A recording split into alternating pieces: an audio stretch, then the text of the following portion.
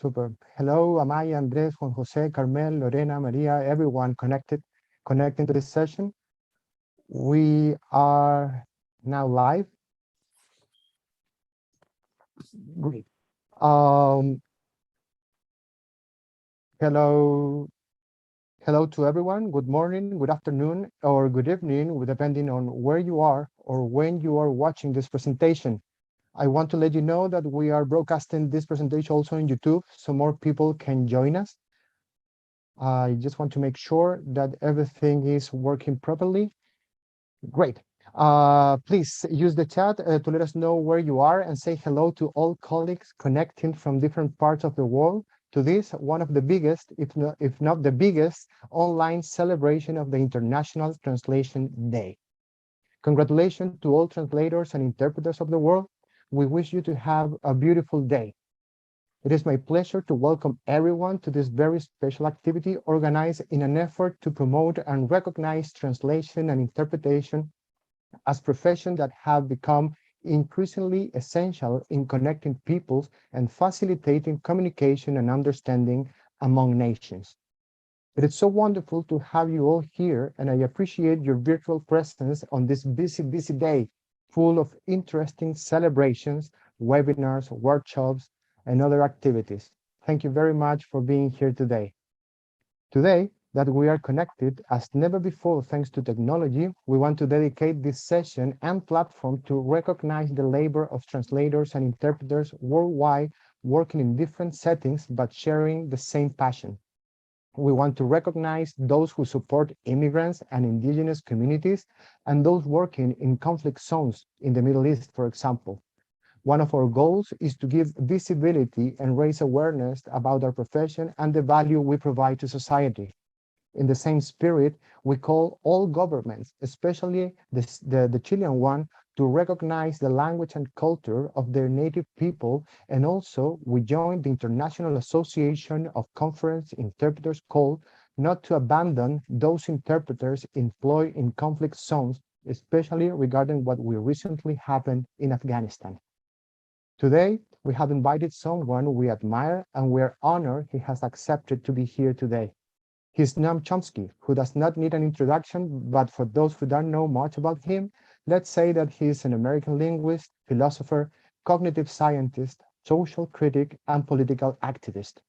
Sometimes called the father of modern linguistics, Chomsky is also a major figure in analytic philosophy and one of the founders of the field of cognitive science. Today, he will talk about a fascinating topic called language and the limits of understanding.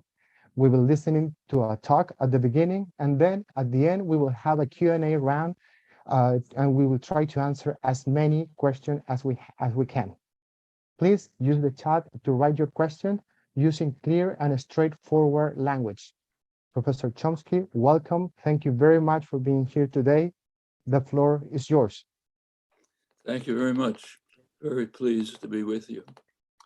It's an honorable profession which I've personally benefited from enormously and marveled at the ability to carry off this very complex, challenging effort. Very impressive. I could never do it. Well, what I'd like to do is say a few words about the nature of language, language acquisition, the origins of language, the use of language, insofar as we understand these matters today. I should say this is a personal perspective, by no means a consensus in the field. Well, a good place to begin is at the beginning, 2,500 years ago, earliest relevant recorded records, with the Delphic oracle in Greece, which issued a maxim, simple words, know thyself. Well, a two-word aphorism can be given many interpretations. The oracle itself intended it to be understood individually. You, the individual, know yourself. An unexamined life is not worth living, as Socrates later expanded the idea. But I think we would do well to interpret the aphorism collectively, know ourselves. The reason for that is that humans are astonishingly close to one another, near identical. There are superficial variations, which are what are important for life. But for understanding ourselves, what is important is the opposite, the universal, what's universal, the common characteristics of humans, which are overwhelming. Not too surprising. We're a young species. Humans have been on Earth maybe 200 to 300,000 years ago, which is a blink of an eye in evolutionary time. It's been quipped by evolutionary biologists that if you look at a tree and see two squirrels on it, chances are they are more diverse genetically than all humans. Well, that captures an important truth. We are a very recent species of very little diversification.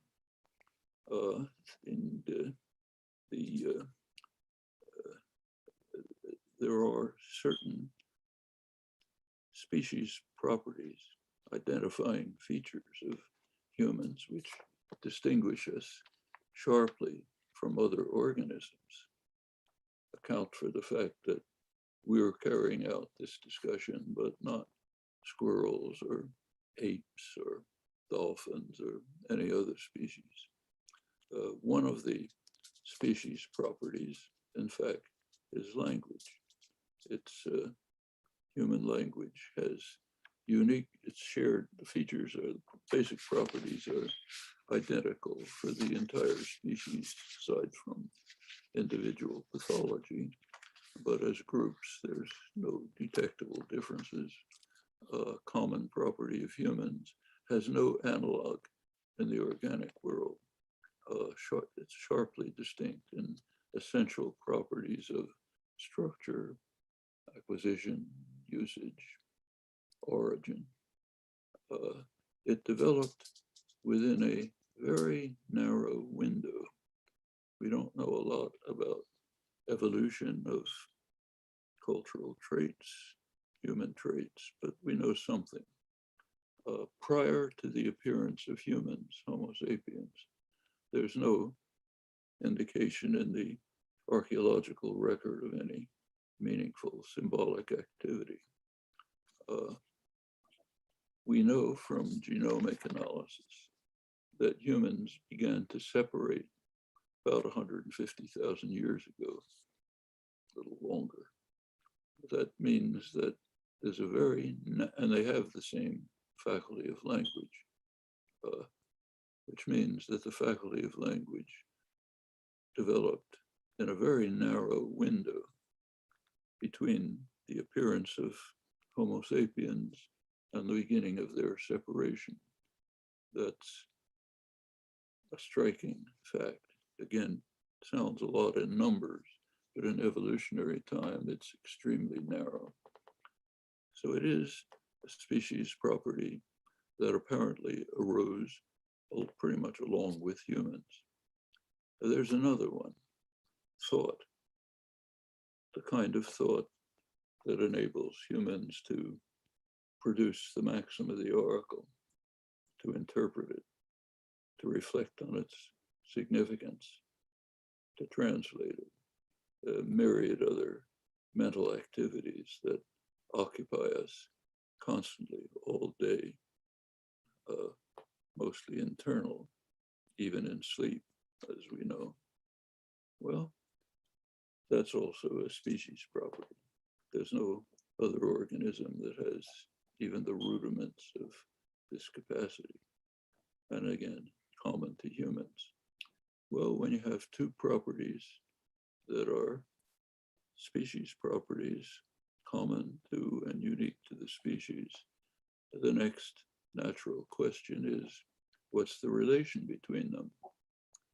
The simplest answer, preferred one, if it can be sustained, is the relation of identity. They're the same thing. Language constructs thought. Thought is what is constructed by language. That, in fact, is a venerable tradition going back to the origins of thinking about these topics. Standard formulation, this one from American linguist William Dwight Whitney, 19th century.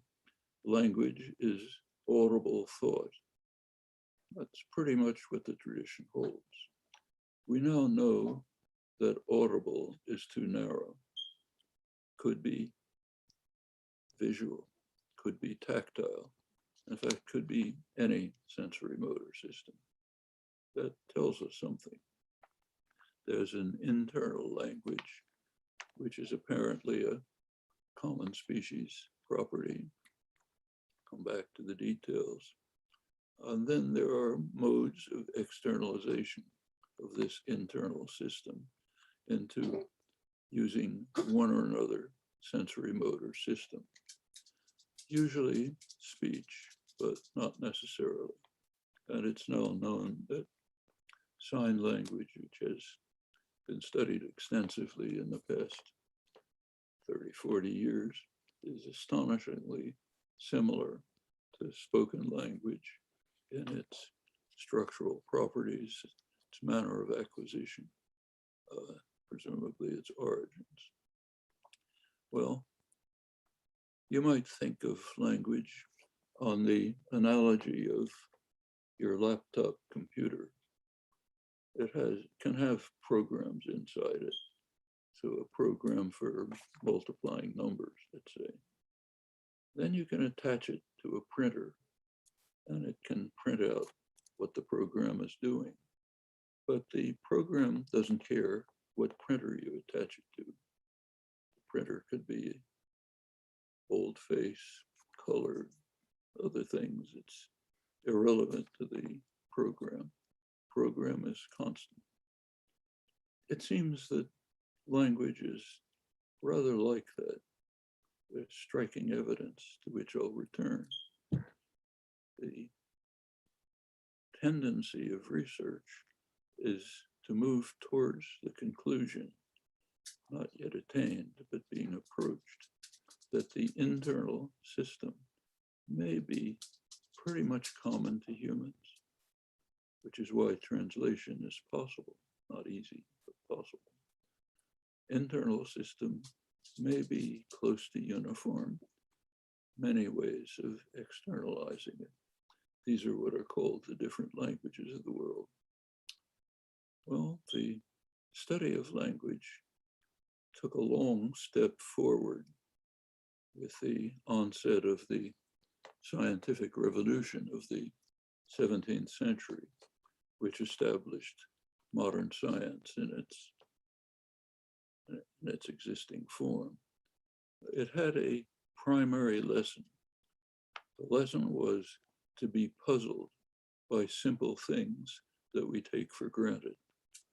So, for example, simple thing that we take for granted is that a ball of lead falls faster than a feather, except that it doesn't, as Galileo demonstrated with experiments that were essential to founding modern science.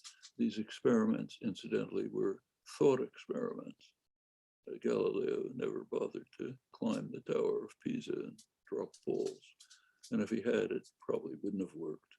He had very clever, impressive thought experiments, which were totally convincing. And if you look over the history of the subject, that's very commonly true until the present. So that common sense belief was just wrong. There were others. 16th century science thought it had an answer to everything. A ball falls to the ground because that's its natural place. Steam rises to the heavens because that's its natural place. If two objects attract or repel each other, that's because they have sympathies and antipathies. Sympathies draw them towards each other like magnets. Antipathies push them apart like reversing a magnet. If you have take another example that Galileo studied. If you have a ball on the top of a mast of a sailboat that's moving, common sense tells you that it ought to fall behind the mast because the sailboat is moving. Galileo demonstrated, again by thought experiments, that it'll fall to the base of the mast. Of course, if he carried out the actual experiment, it surely would have failed. The ball would have fallen all over the place. But the thought experiment was convincing. So basically, scholastic science, 16th century, did have answers to everything. The new science that developed with Galileo and his contemporaries found that they had no answers to anything, had to start from fresh without what were called occult ideas, ideas that made no sense. That's how serious inquiry begins. Well, let's take language. Take something simple that we take for granted. We're talking to each other. What could be simpler than that? Well, Galileo and his contemporaries were concerned about that too. Galileo, others, expressed their awe and amazement at what they regarded as one of the most astonishing things in the universe, namely with a finite number of symbols we can construct, each of us can construct infinitely many thoughts, and furthermore, can find ways to convey to others who have no access to our minds, to convey to them the inner workings of our minds. And they wondered how this miracle is possible. It is a remarkable fact. Galileo himself thought that the alphabet was the most stupendous invention in human history because it was able to record this astonishing achievement. We can call that the Galilean challenge, the effort to try to explain this astonishing phenomenon. Again, a species property unique to humans, combining language and thought.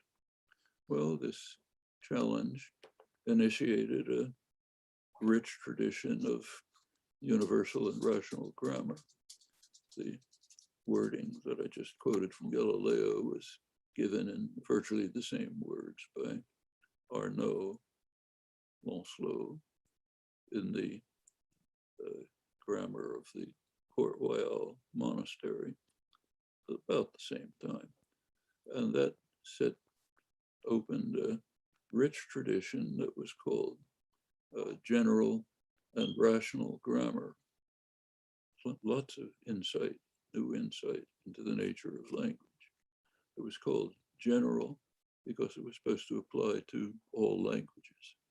Rational because it sought explanations, not just descriptions. The astonishing fact, the Galilean challenge raises other deep problems. Descartes, at about the same time, thought that he was able to demonstrate that the world behaves like a machine. Like that was the basic approach to the world in terms of the new science developed by Galileo and his contemporaries.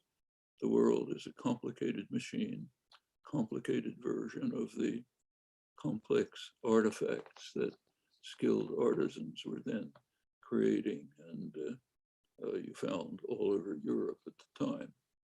So the world is just a more complicated version of that. That was the view of Leibniz, Huygens, Newton, the British Royal Society, all of the great scientists of this period. Well, Descartes recognized that there are some things that you can't account for in mechanical terms. One of them is the ordinary use of language. Ordinary use, not artistic use, what we do all the time. As he recognized, we are constantly producing new expressions, new in our experience, maybe new in the history of the language, new to the people who hear us. We do it without bound. It's not a random production.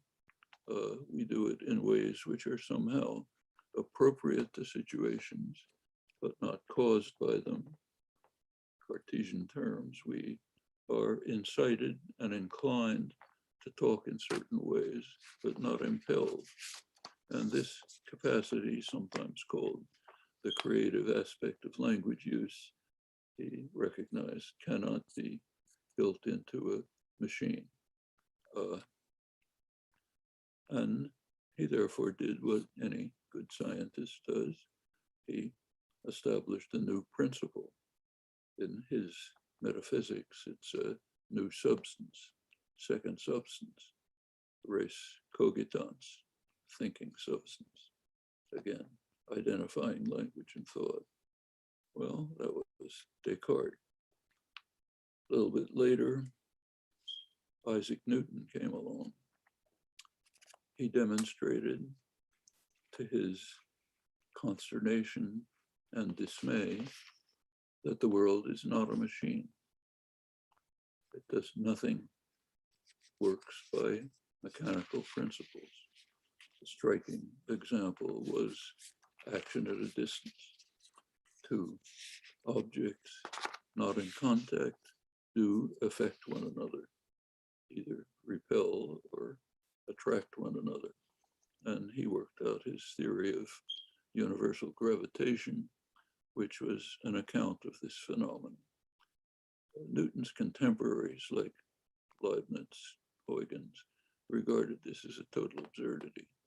It was reintroducing occult properties of the kind that the new science was getting rid of.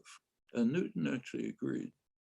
He concluded that this proposal of his was so absurd, in his words, that no person of scientific understanding could even contemplate it.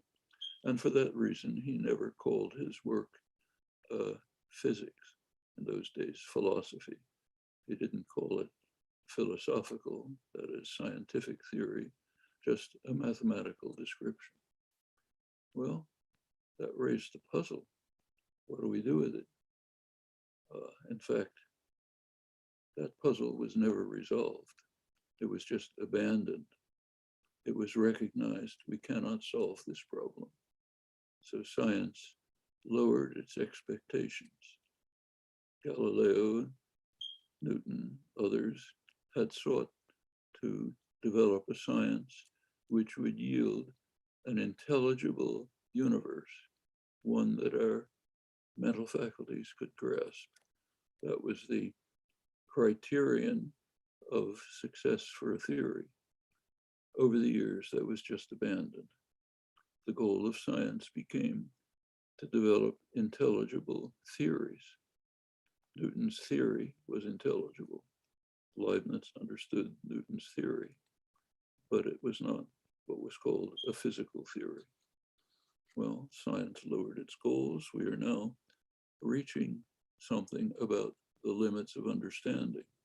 This was understood at the time by David Hume, for example, who argued that Newton had drawn the veil over many of the mysteries of nature, but had left other mysteries which we will never understand. He may well have been right. There's another question about the limits of understanding. Descartes' creative aspect of language use. How is this accomplished? We don't know. That remains a problem today. Proceeding with the history, a little bit later, Wilhelm von Humboldt, great humanist, founder of the modern research university, also a leading linguist, pondered the same questions. He identified language with thought, and he marveled at the fact that we can somehow, in his phrase, make infinite use of finite means. Brain is finite, we somehow make infinite use of it. Now this statement of Humboldt's has commonly been quoted, but not understanding what he said. He talked about infinite use of finite means. That points to a serious flaw in the entire tradition. It talked only about production, but there's something else crucial: generation. What is production of speech means selecting a thought from a store of available thoughts. That's the crucial part of production. We don't know how it's done. When you're speaking, you select a thought from the store of thoughts, and then you implement it. Maybe you articulate it, most of the time not. But what is the store of thoughts? That's what's generated. That's the infinite generation from finite means. And Galileo, Descartes, Newton, Humboldt, and others didn't consider that question.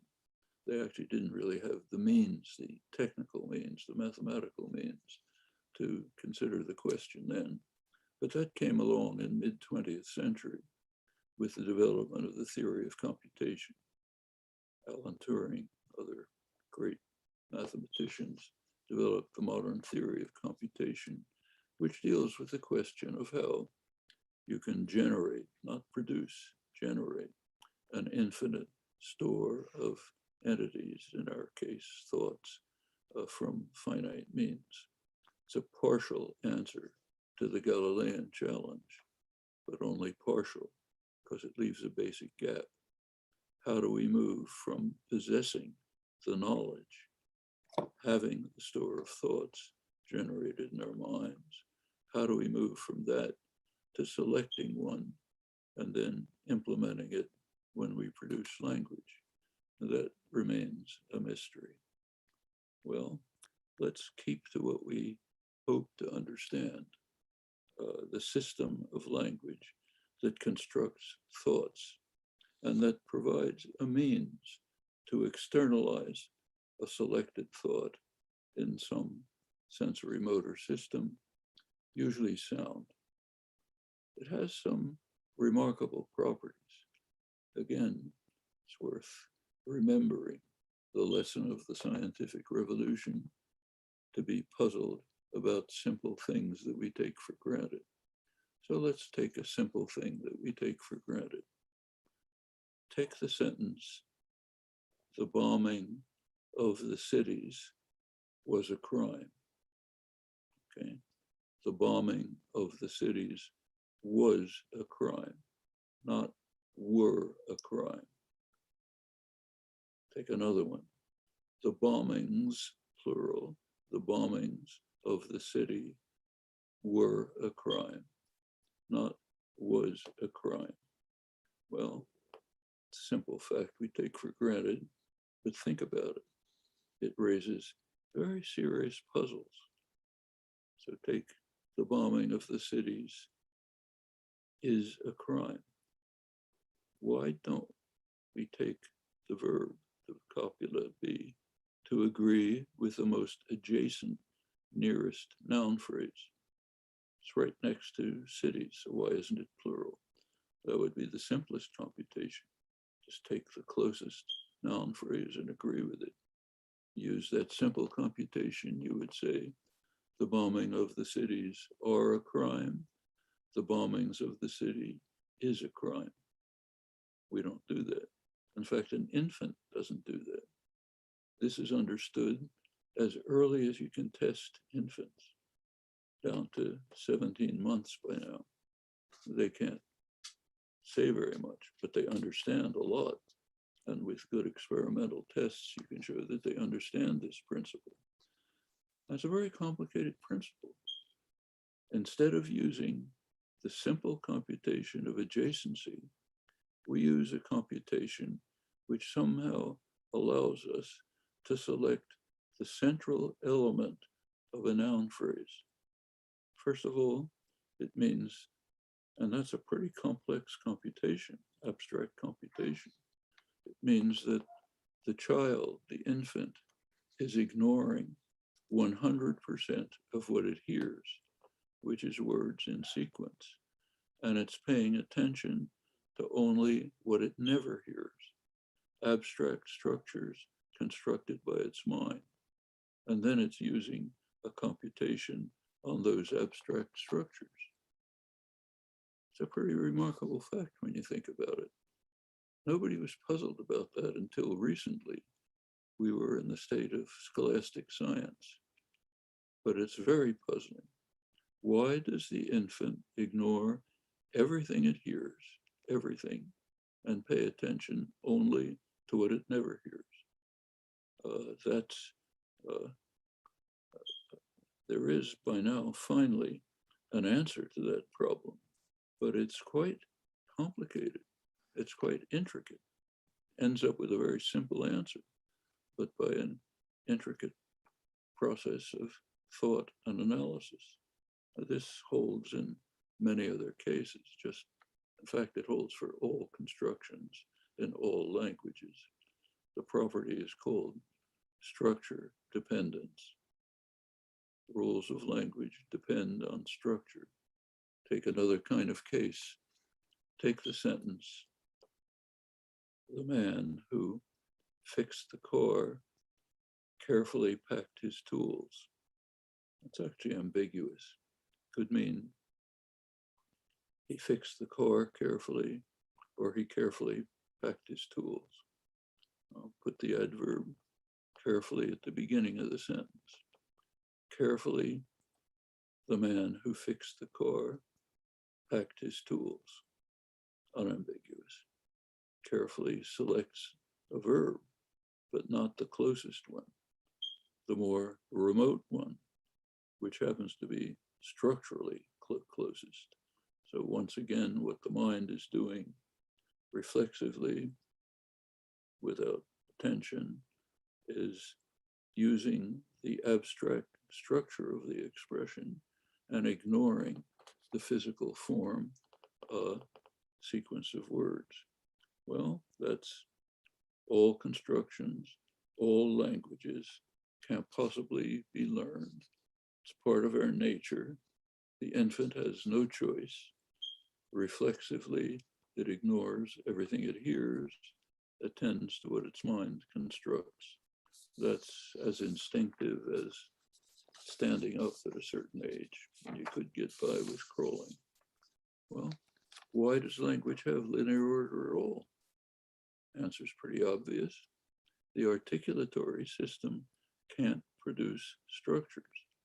It can only produce words in a sequence. Actually, if you look at sign, it's a little more flexible because visual space allows other options.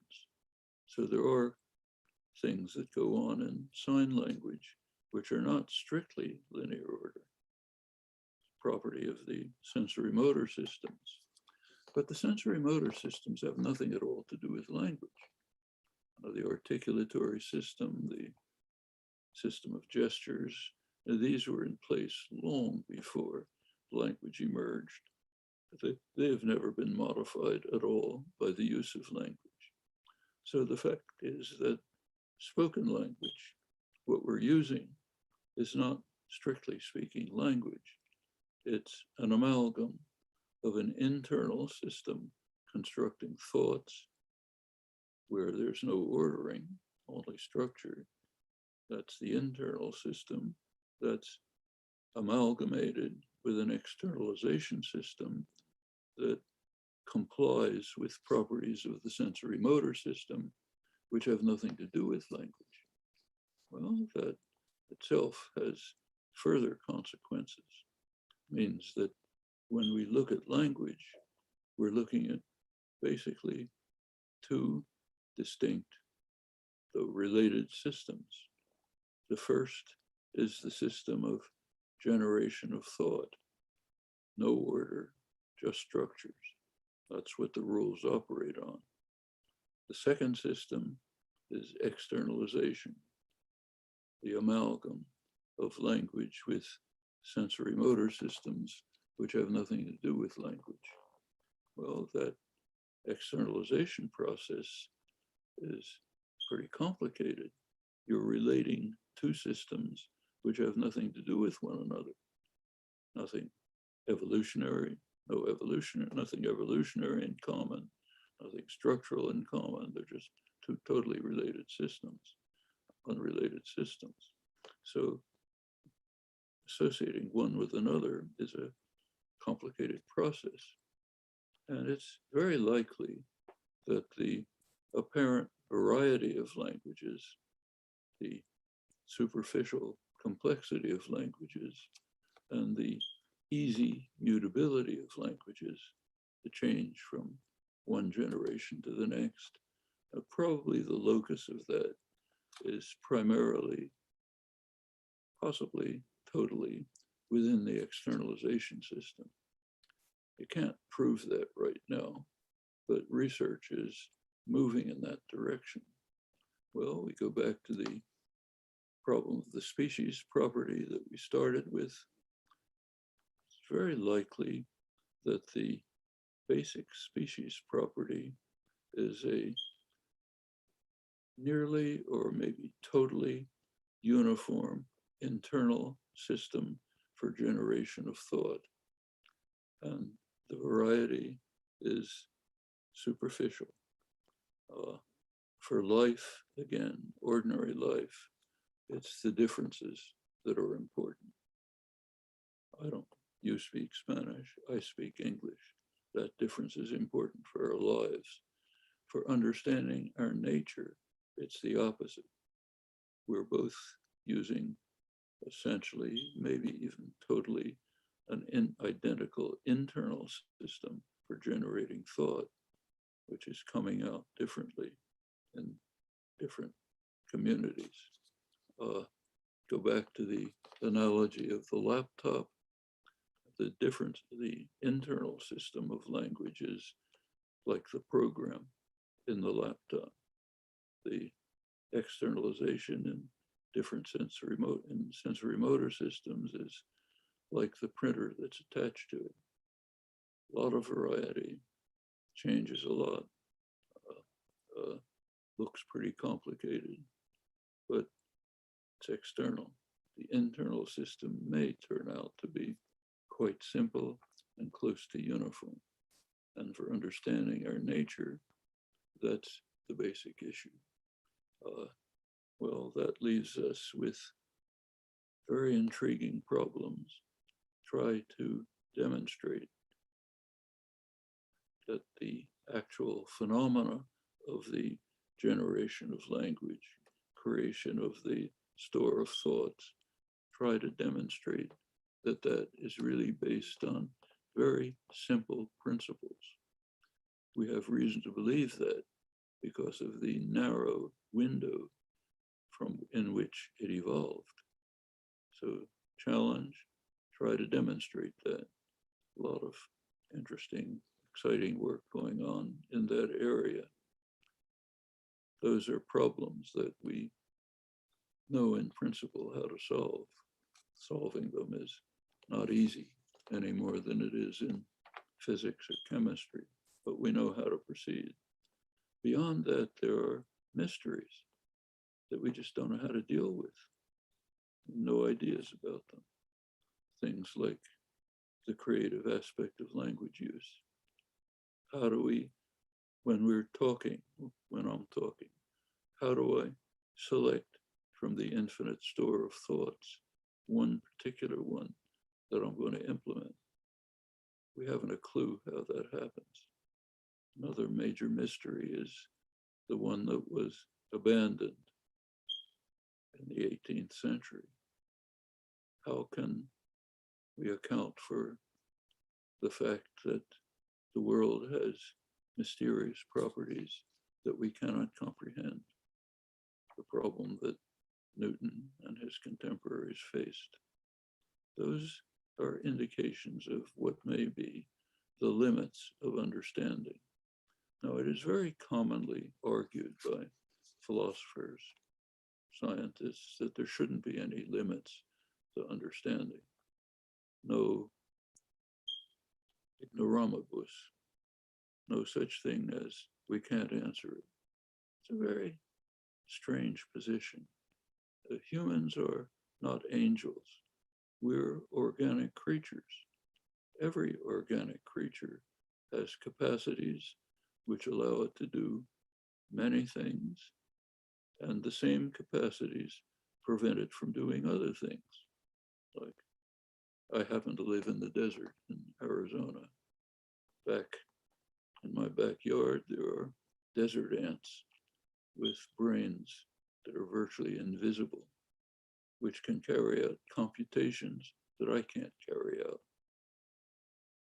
The navigational properties of desert ants are vastly beyond those of humans. We can only try to duplicate it with complicated instruments. So they have remarkable capacities, but because they're designed to have those capacities, they don't have other capacities, like they can't do what we're doing. Why should humans be different from anything in the organic world? We have remarkable capacities. We don't have other capacities. It may be that our internal cognitive capacities simply don't allow us to deal with certain problems. If that turns out to be true, I don't think it should be a terrible surprise. And there seem to be, if not at least plausible cases where we may be running into the limits of understanding. But there is an extraordinarily rich territory that we can hope to explore to gain understanding into the nature of language, its acquisition, how it's used. Very exciting prospects. I'll stop there.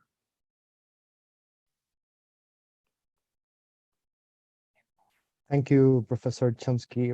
Such an interesting talk and presentation. I will take some questions from the audience, from the chat. Please, everyone, make your questions on the chat so we can ask Professor Chomsky about them.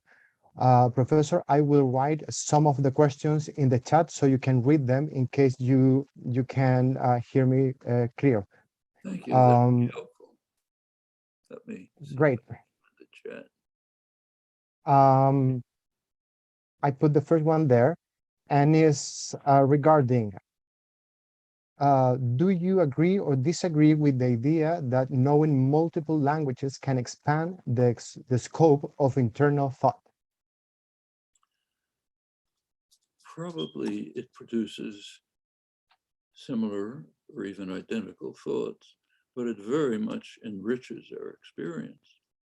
If you know multiple languages, you have available to you the cultural wealth of different traditions, societies, their experiences, their achievements, and so on. It does offer different ways of talking. So English, for example, happens to be, to an unusual extent, what's called a nominalizing language. You use nouns all the time. Instead of saying, I'm pained, you say, I'm in pain. You talk about beliefs, desires. In many languages, you don't have those words. In fact, even Spanish doesn't have them in the same sense. So they're just different ways of thinking about things. And multiple languages, that enriches your ways of using your internal capacities, as well as giving you access to a much wider variety of cultural wealth. So and we shouldn't recognize that children, young children, can acquire many languages simultaneously in infancy without even knowing their different languages. Now, there are many cultures in which a child may speak 3 or 4 languages and not even know it. This is the way you talk to your mother. This is the way you talk to the children in the street. This is the way you talk to your grandmother, just different ways of talking. I mean, I have friends, linguists, famous linguists, who told me that they grew up with 5 languages and didn't realize until they were about 4 or 5 years old that they were speaking different languages. Actually, I have a friend who spoke Yiddish at home, English in the streets.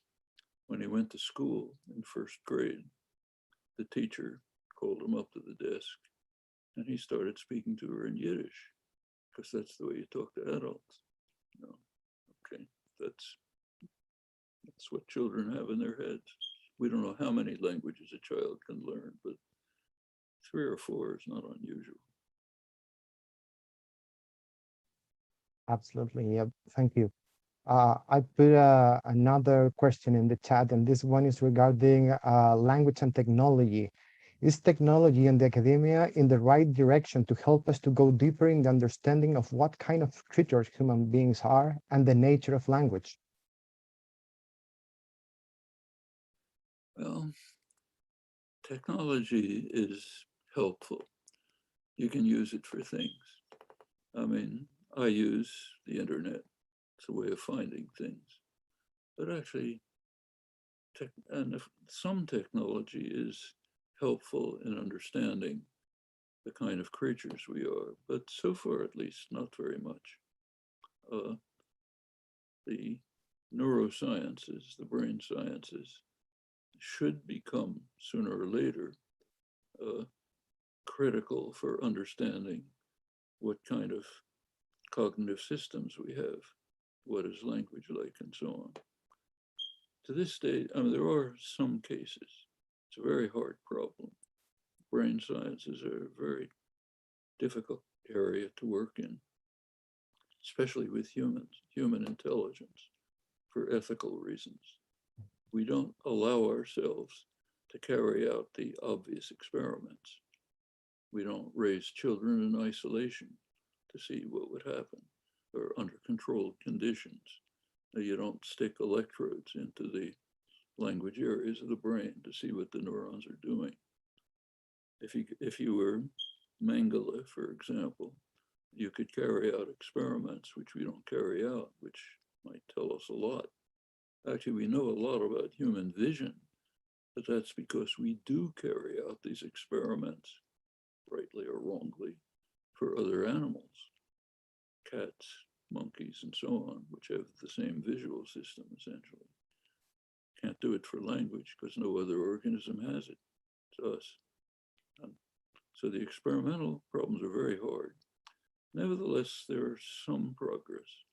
There's some exciting, for example, what I said about structure dependence.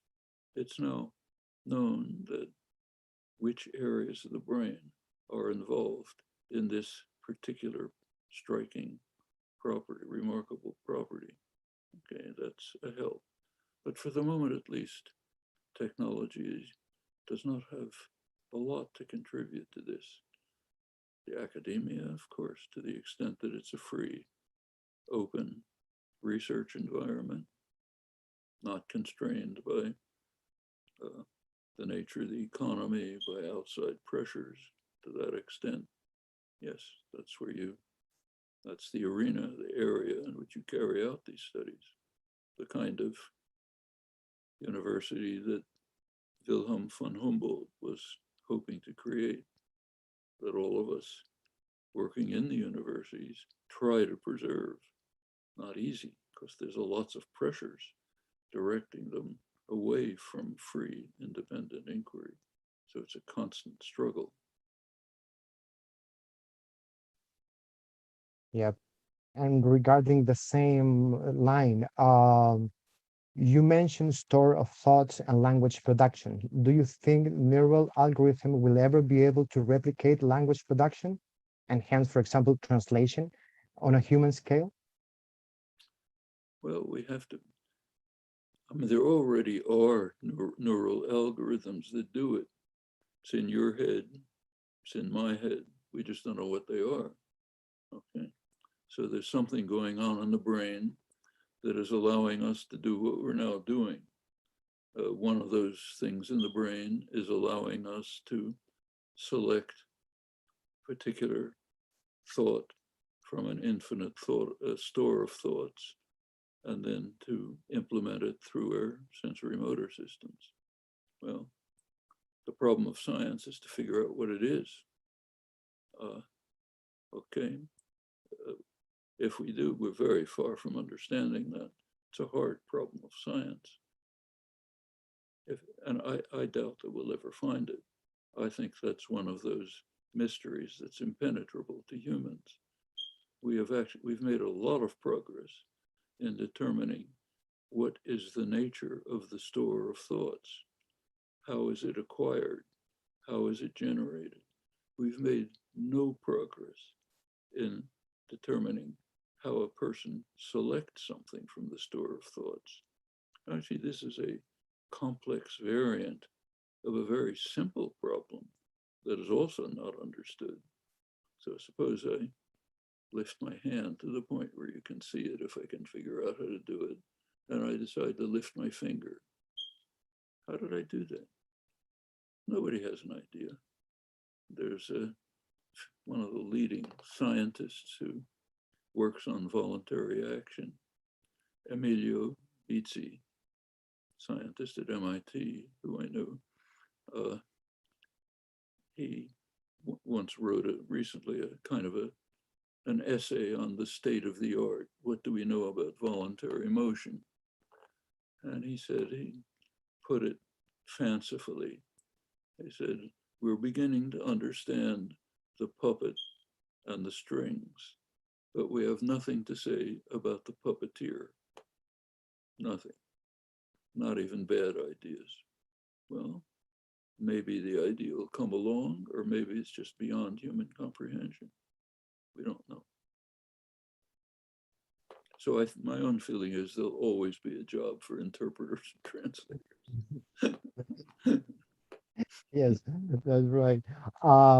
Regarding this, and everyone now has an smartphones, and regarding that, can externalization limit our understanding and our capacities? Well, Is there evidence about this? I understand. I mean, it's conceivable. We just don't know. As far as we know, externalization can produce an outcome for internal thoughts. Actually, there are some striking limits on this. Let's take another very simple fact. Take the sentence disjunction, or John or Bill is in the room. That's fine. The men or the boys are in the room. Fine, either the men or the boys. How about the boys or Mary is in the room? That doesn't work. The boys or Mary are in the room. That doesn't work. Nothing works. For verbs that inflect for number with disjunction, you can't mix a plural and a singular. Now, the thought behind it is very obvious. You can express it in a paraphrase, complicated paraphrase, but the nature of language, the simple principles of language, prevent it from being externalized. And there are other cases like that, cases that distinguish English from Spanish, incidentally. So in English, suppose I say,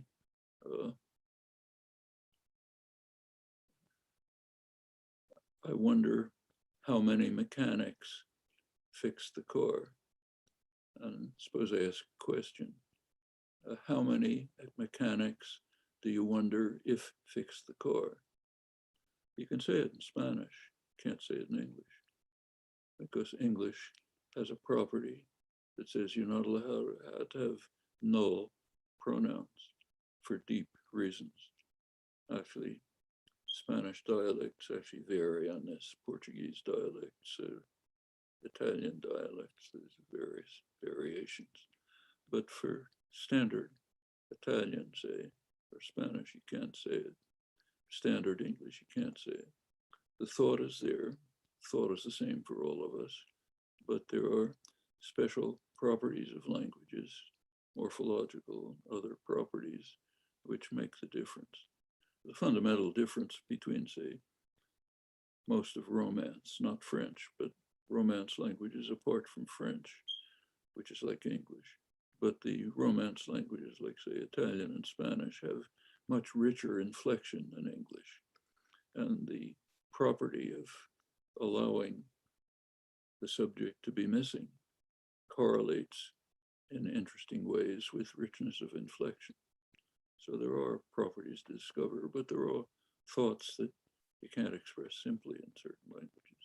But it really has no major effect on expression of thought that anybody knows. Well, thank you. Thank you for that. This one has to do with language, but not with the topic that we have been discussing so far. It's about Chile. And in Chile, we are in the process of writing a new constitution. It is a historical moment and important topics are being discussed. One of them, regarding language and culture, is the idea of Chile becoming a multilingual country, recognizing its native people's languages and culture. I would like you to share your thoughts about the importance of this recognition and its impact in society from your point of view. Well, the question, I mean, there are countries which have multiple languages. Switzerland, for example, has 3 official languages, gets along fine. The question is, what kind of country do you want to be? Is it going to be a mono-ethnic culture with tolerated minorities, or is it going to be a multi-ethnic community? That's really the question. It's not a question of choice of language, but of choice of the nature of society. And that's a problem that arises all over the place. So for example, I happen to live, most of my life I lived in Massachusetts. Now I'm living in Arizona. The University of Arizona, where I teach, is on native land of the Aboriginal native people who were driven off and live in a reservation nearby. And the university in recent years has been wrestling with this problem. So I gave a talk a couple of days ago to the large part of the student body, and the introduction to the talk did what is now standard. It began the introduction by saying, we are occupying the land of the Tohono O'odham people who settled here, were driven out, live nearby. The responsibility of the university is to acknowledge that we are on their land and to devote our resources to their benefit by opening up the university to them, by special courses on their language, by cultural programs, bringing them in. Well, it doesn't overcome the historical injustice, but at least it pays some recognition to it. Okay, I think that's a step towards civilization. Question is how far you want to go.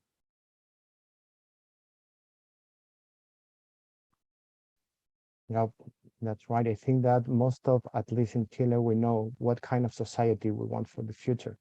And we're going to support the idea of becoming a multicultural country. Um, I mean, I like the idea, but it's up to Chileans to decide what kind of society they want to live in. Absolutely, absolutely. Professor, a couple of more questions before we finish this amazing presentation. We come back to language, and do you believe that the language we speak shapes our worldview and cognition? I don't see the question. Could oh, okay. Well, this is a hypothesis. It's called the Sapir-Whorf hypothesis. It goes back about 80 years, has earlier origins.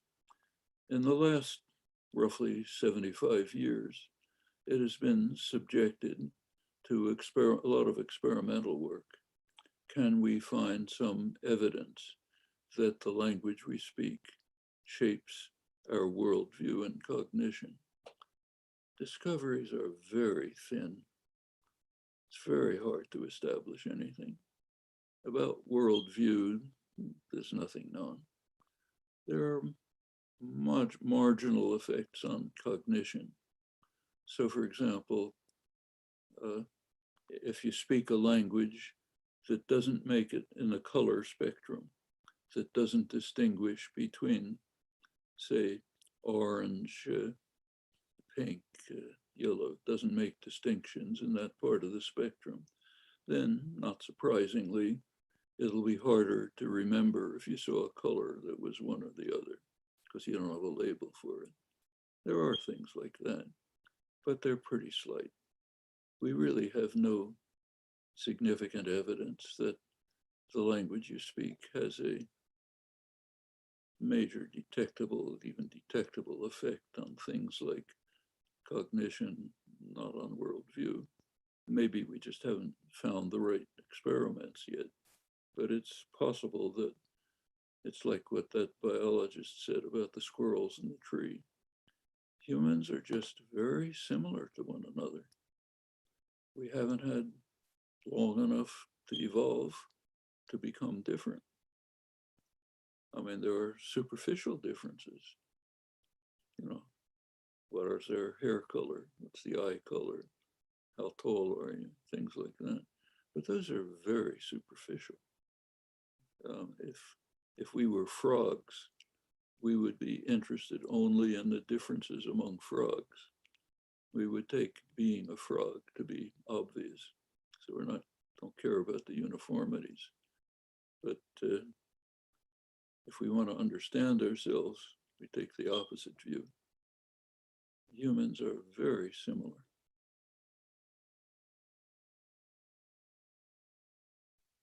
Yes, we are almost the same. Regarding sign language, Professor Chomsky, what consideration do you have for this kind of language in relation to the construction and development from the visual experience of deaf people?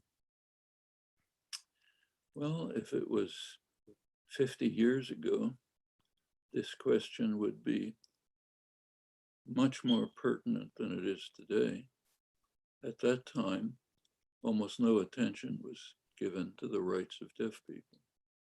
In fact, deaf children were forced to learn what was called oralism, lip reading, in the most advanced schools for the deaf, most of them in Boston, where I lived.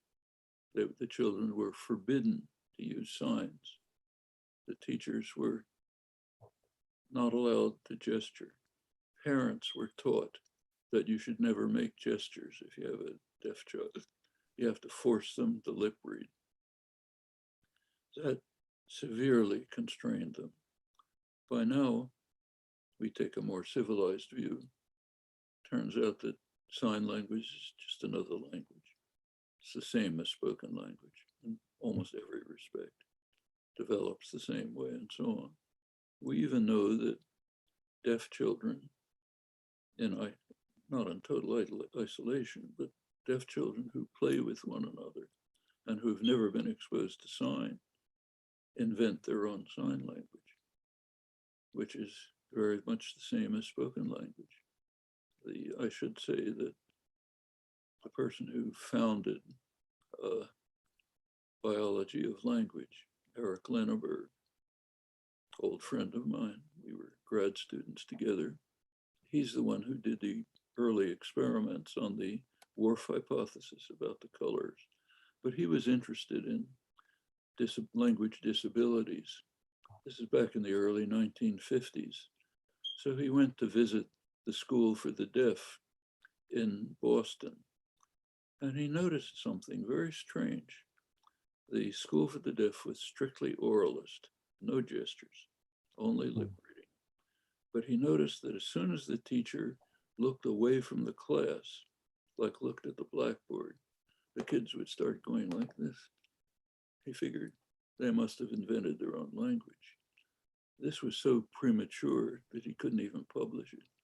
Now we know that that's probably what happened. Deaf children are put together, they're going to invent their own language. It'll be very much like spoken language. And by now, in many talks like this, you have a deaf interpreter. This is just part of the environment. It's like recognizing that we're living on native land. There are other parts of the community who have to be brought in. There has been progress in this respect, and a lot of progress in understanding sign language. Now we do know that it's just another language. Yep. Yes. Actually, to be Do you precise, have any thoughts? there are many sign languages. They're not all identical. Yep. They are different from each other. Professor Chomsky, any thoughts about the young discipline of translation studies? More power to it. Mm, I don't really know about it. Great. Well, if there's no more questions in the chat, I think, Professor, that we will let the presentation up to here. We are very happy that you have give us the time to share with you and to talk to translators and interpreters worldwide. Would you like to share one last word or message for our colleague translators and interpreters? It's a critical activity.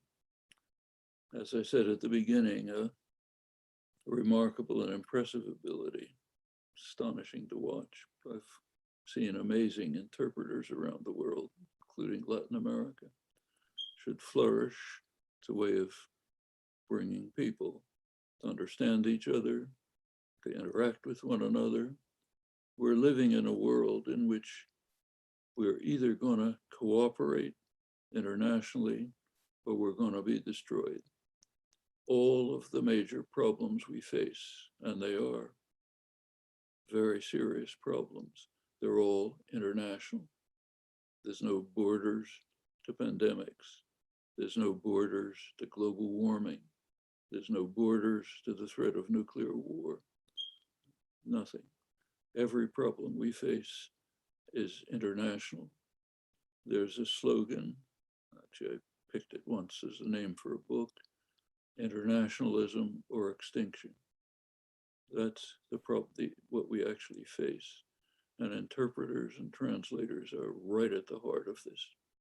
They can carry forward the internationalism that's essential for survival. Super. Thank you very much, Professor, for your words, for that message.